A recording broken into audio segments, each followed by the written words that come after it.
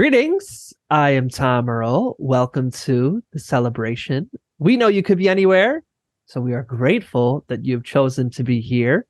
You are valued, you are loved, and you are appreciated just as you are. Welcome to the bonus episodes. How are you doing, Miata? I am doing pretty well. Thank you, Tom. We just had a whole existential conversation on this very question, and there I go asking Yes, it again, knowing the exactly. answer. Okay, well, we can go camera off. Awesome. Our favorite part. Yes, it's so good. It's so good to not be on video all the time. Yeah, you were mentioning that you kind of a observation or comments about the process or how we're doing this, dude. I'd love to hear your thoughts because it is new. Also, I do want to add that the original episodes we recorded the second week of July, and we are now recording this about the second-ish week of August. So maybe not quite 4 weeks apart, but about that. And I don't know when this is going to come out. So, I do know when it's going to come out. It's going to come out next week. So it's going to start then. So yeah, just wanted to give folks that context. So yes, I'd love to hear your thoughts on the process. Yeah, it is totally different than any kind of podcast interview, I put in quotes, that I have done. And I love it. I just love the way you're just asking us to show up and be in conversation. It allows, to me, a level of exploration that is probably a little bit scary, but really fun. And I've never done anything like this. Well, I appreciate that. What do you mean by anything like this? Well, I guess what I mean is talking at this level for something that is going to be public. So, our podcast, which is a very current, just a very limited series, myself and my co-host, we certainly had a series, very open and honest conversations, but on very specific topics, right? And the minute you decide what the topic is really in advance, well, you're coming with your thoughts and feelings about that topic. And so while it might not be, and in our case wasn't scripted per se, you certainly have a pretty specific end goal. And I don't feel that here. I don't feel like there's an end goal beyond just where we are, authenticity, to the best of our ability. And it's just neat. I don't think we do a lot of this in the world. Well, that's a wonderful affirmation, and I appreciate that. It was a couple thoughts come to mind. One is when I was like, okay, so these are the bonus episodes. It's very relaxed. We can talk about whatever we want. And I was thinking in my head, like, I really don't know then how it's much different than what we did before. Well, I have to tell you, that did go through my head. I was like, weren't the other ones relaxed? I'm like, wow, okay. I wondered what was different because the initial episodes felt that way to me as well. I think that's helpful for me to name it better. I think that really the big thing for me is more to give space between the last conversations. And if there's anything that it really started with the Little Tanky episodes. If anybody listened to those, where I called Little Tanky and was like, okay, those episodes blew my mind. I have things I want us to talk about again. And so that brought about the bonus episodes. And I was like, oh, that's really nice to have that pause, whether it's a week or in our case, couple weeks to come back and start it again with kind of the foundation of what we had. And also, we're different people than we were 3 weeks ago. So I think Yeah. that's nice. Yeah.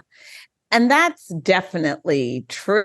I think maybe because we were going to talk today, but also just because of kind of where I am in my life, I am definitely more reflective, if that's a word, more reflective about the kind of different seasons in my life. But I don't even, seasons almost feels too big for what I'm talking about in this moment. But really, what you just said, that I feel like I was in a different space energetically 4 weeks ago than the energetic space I'm in now. There are different things that I'm really thinking about and dwelling on. And I'm trying to sort of more start paying attention to those shifts. I don't know if you're a journaler. I am really not in a consistent way, but I'm starting to see. I feel like I'm definitely entering a phase of my life where I can really see how that would serve me. Well, it's funny you ask. So this time last year was when my marketing agency was like at its biggest. Mm. And it was about now was the week where I decided I was gonna let it shut down, where I was gonna not sign any more clients and just serve the clients that I had signed and then let that kind of fade out and then choose just one client to work with, but then build something else.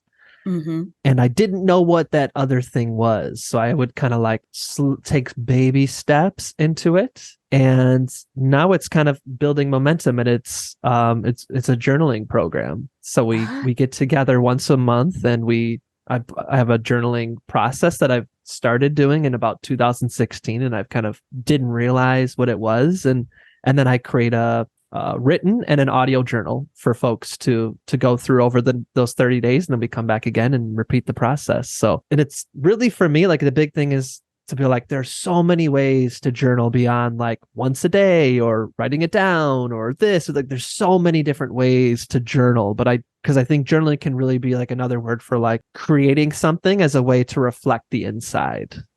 Mm-hmm.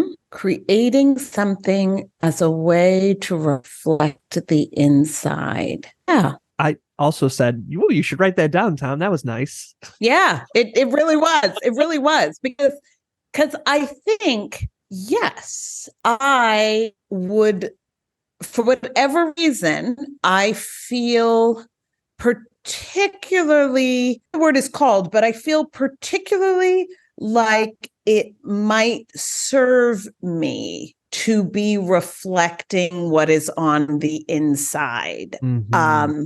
And I've had times in my life where I want to do that through artistic expression, but then or through perhaps like a talk or an article, but then it always feels like there's an end result Mm-hmm. attached. And I am seeking to reflect what is on the inside for me, right? Mm-hmm. Not with any particular results in mind. And I think I do so many things that are result oriented. That's why meditation is occurring to me. And, very recently, and I can't remember now, we might have talked about this last time, but I have been exploring meditation for years, right? I mean, for years.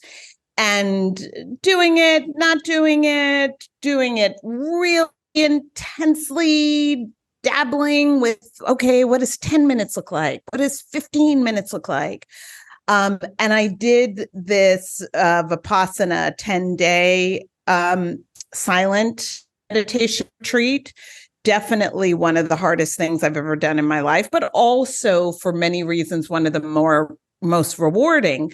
But I was also pretty clear when I left that there was no way that I was going to be maintaining that practice, which as sort of created, which calls for an hour twice a day. I was pretty clear that I was not going to be transforming my life that significantly that I would feel I could sit for 2 hours every day. But I think I've always sort of been like, oh, well, maybe it's going to be this meditation, or maybe it's this one that's going to be right for me.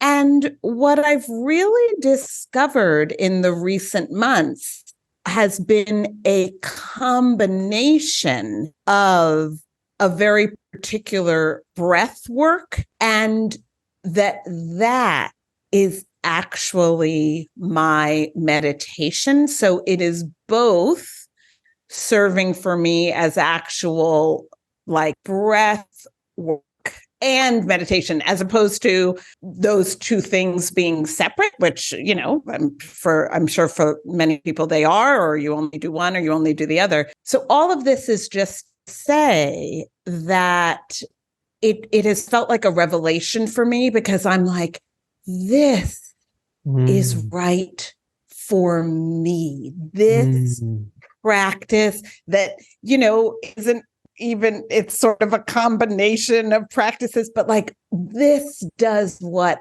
I need, if that makes sense, as opposed to me kind of trying all the named meditation practices. And so that's a big part of where I am. Like, what serves me, how I want to feel and experience kind of walking in the world, as opposed to a lot of rigid formulas, I guess is what I would say. So many splits in the conversational road that you brought up. One of the journeys I've been on with meditation is, I think a lot of meditation is training us to more and more make your default presence.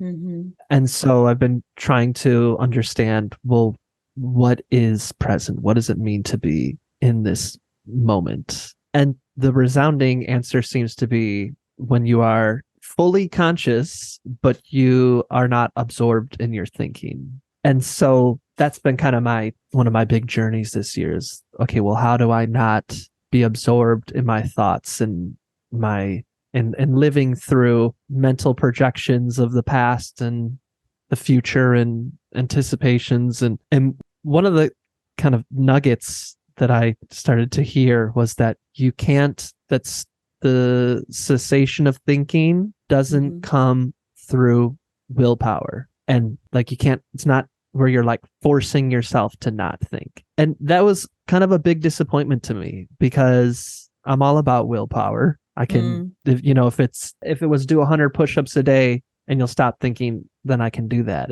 But what I had started to kind of understand when I listened to people who were there, and usually it was through repetition, like I'd grab a 15-minute YouTube clip and then I'd illegally download it, and then I'd add music to it, and then I'd listen to that just like 200 times. And I was like, oh, it is really an intense focus, that the person is so focused on the here and now that their mind probably still is thinking, but that their attention just isn't able to notice it. And so what I've been trying to do is become self-aware of moments where I'm doing that, where it's like I'm so absorbed in what I'm doing that I just don't even notice my thoughts. And at the heart of that really is what you were talking about before, where when I really am focused on the process rather than what the process might mean or the fruits of my labor, or that a lot of that stuff just kind of fades away. And with creativity,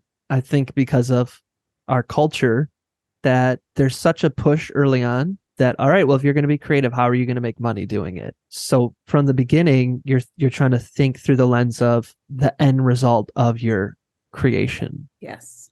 And that's almost always going to be the path to writer's block and imitation. So that's I'm with you there, that when I even today I was doing some journaling and I was like, oh, what's that feeling? Oh, that's the feeling where you want this to be a dope journal entry. It's like that's not it. You're just journaling to journal for the process, to do it and to observe how it feels. And to me, that is meditation. And so I've haven't been as much meditating with my eyes closed as much as like trying to, like, one of the things I talk about is multitask thinking, where I'll be in the car and then I'll be like, oh, I forgot my wallet. And then I come inside. And while I'm coming inside, I'm like, okay, what about this? What about that? And then I forget why I came inside. It's Yep. like, okay, my purpose in life right now is to get the wallet, to sometimes try to like boil it down to this is the purpose of life, to do this, to do that, and to view that as an applied meditation. Yeah, I think that's super valuable. Exploring and really consciously exploring presence. Like I've been really disturbed over the last year at kind of the number of times, particularly with the people closest to me. So in my case, and the people like I spend the most time with. So in my case, my husband, where we will have totally different memories about a conversation that was not that long ago. And I know that happens to a degree, right? Like we all are, we have different conversations and we are thinking different things when we have them. So we have different memories. But this is more to me an awakening to, oh, are we really listening? Like, are we really listening? And realizing just honestly how often I'm not really, do you know? And not in any malicious way, but just because of what you just described with the wallet. Like you're going in to get your wallet, but you're thinking about other things. Then you actually forget about the wallet. And so I am definitely practicing presence, like true presence when I am with the people closest to me, and recognizing like, oh yeah, like this actually requires practice because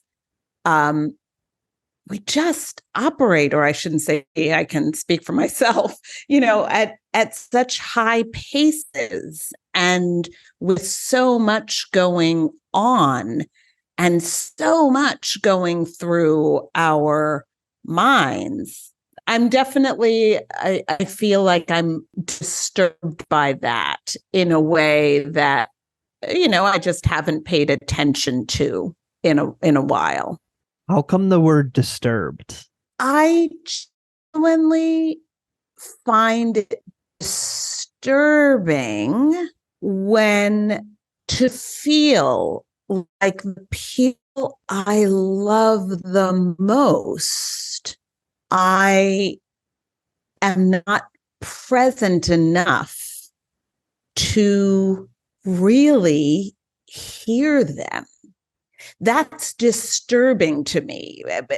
And so, yeah, that's the only word I can think of. Like, I feel like that is something that has sort of arisen for me, perhaps in the last year. And it was a particularly challenging year, just in terms of family illness and unexpected family illness, which always takes a lot of energy. So I give myself grace for that. But just the realization that, I'm not present in a way, or I haven't been present in a way that feels important to me. Right. So just always work. I mean, And feel free to say not able to share. When you share this with your loved ones, how do they receive it? They definitely do receive it. I think for my husband in particular, it's something we're both kind of awakening to. Like, literally, my husband and I are married now 26 years. I've almost lost count. 26 years, and still the best decision I ever made. He's absolutely my best friend. And I think both noted that, wait, there are conversations that feel important to me that he has no memory of, conversations that feel important to him that I have no memory of. And after a couple of times of kind of getting upset by it, angry, like, what do you mean you don't, right? But then realizing, but wait, the same is also true on my side. I think for both of us, it's been something that we're focused on. I do feel very fortunate in that I have a partner where we've both always been very interested in growth and our ongoing growth, both as individuals and together. So it feels well received. That's not to say, right, that we have our moments, because of course we do, but it's definitely well received.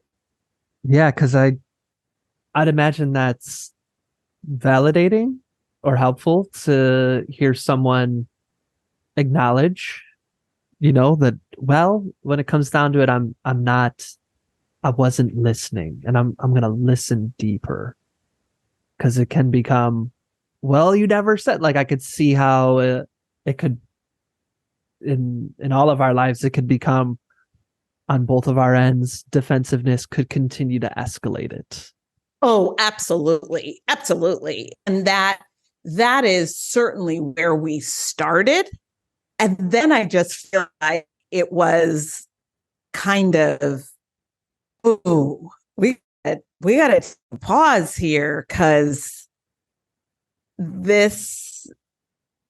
it just speaks to the way, just the way we're operating for lots of good reasons.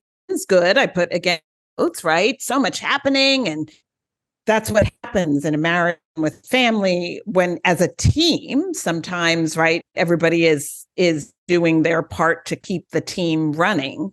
But I think once we got past that initial defensiveness, and this is definitely you, it's not me, it's definitely you, then it was sort of like, oh no, I can definitely, it's definitely me. And I think Adam would say that as well.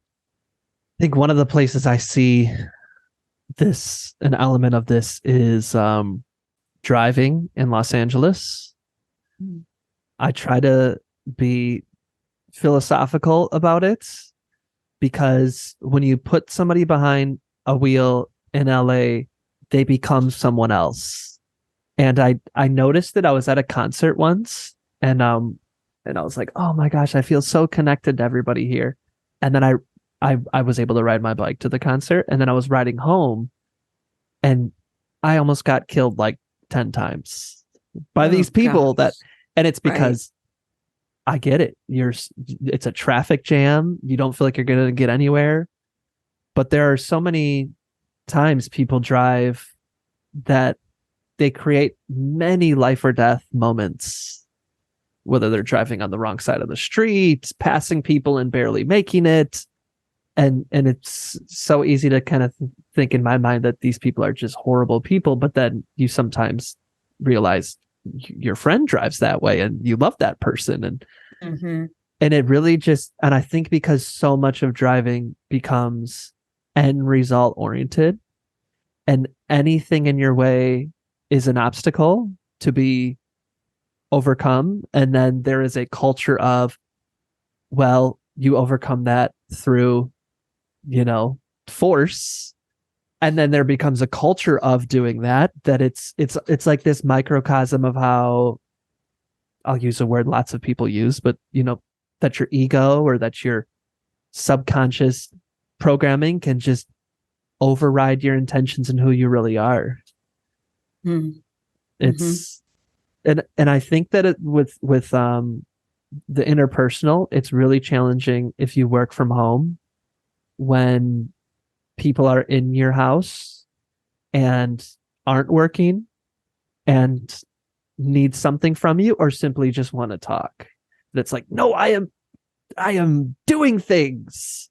I am doing things, and you're like pretending to listen. You're like, but you're just in your mind like, please, please, I need to get. It's like, I think that the what you're describing has always been an issue, but even more so now with technology having the instant demand of response and Yeah. productivity, and can work from anywhere and never Yeah. can shut off. And that it's just, well, even if you have an office, you're working from home when you get home. So it's just like this constant end result orientation. Let me just get this one more thing done, then I'll give you my full attention, can turn into Yes. Yes. a habit that becomes the default. Yes. Yes. Oh gosh. Yes, Tom, that's it. I was thinking today as I was walking again about putting a firm end time on my day, right?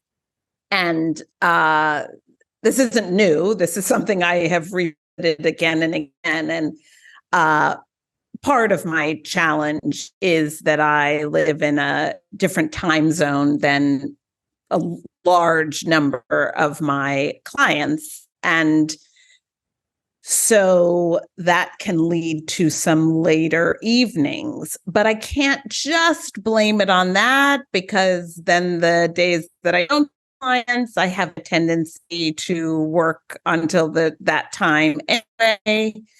Um, and I think it is true. Like, I have basically worked from home most of my adult life. I mean, certainly since I had my first child, which was 21 years ago.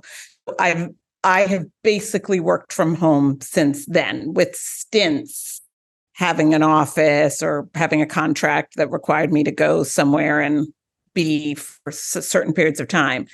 But so I do feel like what became so for so many people during the pandemic has been so for me for so many years, that I have to really examine purposely the boundaries between work and the rest of my life. Because if you could be in my brain, you would probably say, oh, it's like, a shockingly high percentage of thought energy is somehow work related. Do you know what I mean? And I think, yeah, that then affects how present we are. I am. Oh, so I wrote down three things that when we're gonna have our final bonus episode next week, that I want us to start off talking about. 30 minutes flew by.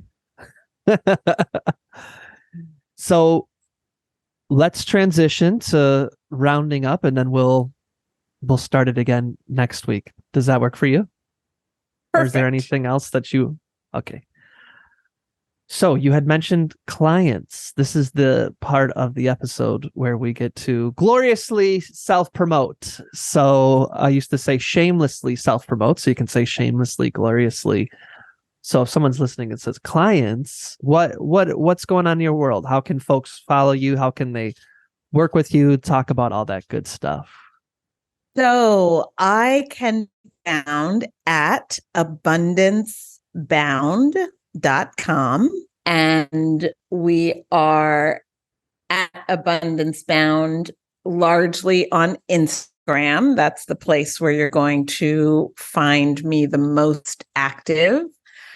And the work that I do that I am most passionate about is our financial empowerment program, which is a money community, or maybe a money gym, a space where we support non-traditional earners. So people who do not get a regular check every 2 weeks, entrepreneurs, creatives, actors, artists, non-traditional earners of all kinds, in being as financially powerful as possible so that they have the support and stability to live the lives that they are passionate about.